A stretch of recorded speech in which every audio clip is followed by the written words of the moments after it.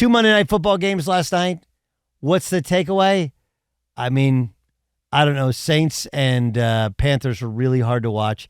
It wasn't that the Steelers-Browns was easy to watch, but at least it's the Steelers, a gigantic name team, and like checking in on Deshaun Watson, who stinks. He's not good. Right? And it's one of those, did anyone actually watch Deshaun Watson play last year? Anybody? I mean, Bayer, I know he's working, and so it's really hard. Plus, he's a Seahawks fan, so it's a game that he's going to watch every snap of. It's the Seahawks. Ramos is a Rams fan. They didn't play the Browns last year, did they? No. And we Charger fans, we didn't watch the Browns last year. And I know he didn't play until, late in the season but I hadn't watched him play in 4 years. And there was nothing about his play. I was like, oh, yeah. Deshaun Watson. Stinks. Not good. Not good. And it's something about that Browns uniform, right? I guess you put it on and just bad. And then you had the Nick Chubb injury, which causes more and more of the running back discussion. First thing is, and I say this every year when it happens, there are 3 types of people in this world. I don't want to see it. Please don't show it to me. You can just tell me if you want to describe it. Fine. Oh, it even sounds hard to think about, but I don't want to see it. There's I got to look once just so I can see what everybody's talking about. And then there's the screwed up people like me who are like, ooh, show it to me again. Ew, show it to me again. Ew, hey, dude, check this out. Like, literally, I was playing pickleball last night, and my phone blew up because I had sent out a tweet previously about running backs like, did you see Nick Chubb? I was like, I went to, whoa! And then I started showing it to everybody. We stopped everything we're doing. Bayer, help me out. You're a once guy? I'm usually a 0 guy, but I did watch it. I did. You saw it last night? Yeah. You saw it. You didn't watch it. You didn't go like, hey, I want to see this. I did seek a replay and then kind of watched it through my fingers. And? Yeah, it was not good. No, it was not good at all. I think where I would draw the line is if a leg tore off, right? Because last night it looked like the only thing keeping that leg together was the skin. Because you could see the dislocation. It was pretty apparent that thing became dislocated. I think and this is like more of like a Game of Thrones type of deal or some fantasy thing where like the leg actually tore off. That part I would go like, yeah, I don't really need to see that. Well, maybe once. Okay. But that was a lot. And and here's the thing. I really like Nick Chubb. Does anybody not like, and I think a lot of people like him, not just because he's good, and he's not constantly barking, but we play fantasy football, and if you get Nick Chubb, you know that guy's going to be productive.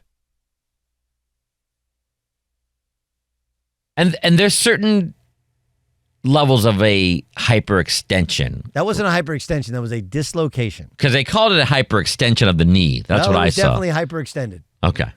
It was hyper. If that's hyper, it was hyper like me in 3rd grade. Okay. That's how hyper. That's what I mean. I look at hyperextension just like the knee goes back and it kind of just goes a little bit farther than it should. I just didn't think we needed all the updates from all the different reporters. Like Kevin Stefanski reports that Nick Chubb's going to be out with a knee injury for the rest of the season. Like, yeah, we saw the leg almost come off the other end of the leg.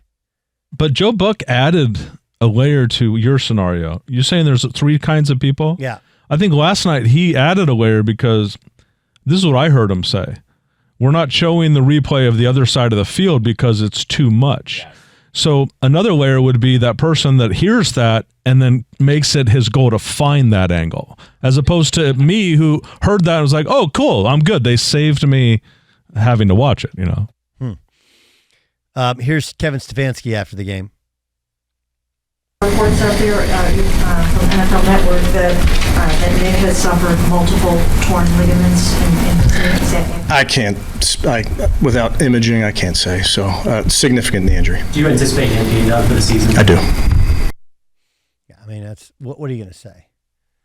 Right? Here's Deshaun Watson after the game. I know he don't have the C on his jersey, but he's a captain. He's a leader. He's the definition of this team, of this city, of this organization. And we got a lot of holes to fill. While he's away. So it's even tough to even speak on it. I just want to just keep praying for him and his family, and just hopefully we get the best outcome for him. We're so used to seeing Chubb. He's the one outside of me, rallying everybody, keeping everybody just along and going on. And you can kind of feel that throughout the game, just kind of the ups and downs.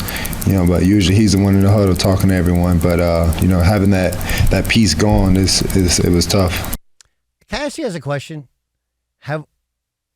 It feels like the Deshaun Watson downfall it's one of the bigger downfalls.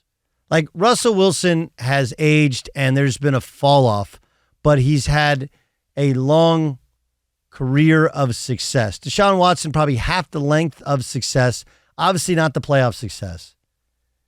But after where they up 24-0 to the Chiefs, right, has never recovered. No one's ever recovered from that loss. Because if my memory strikes me, and they traded Hopkins before that season, and then that season went to the tank, right?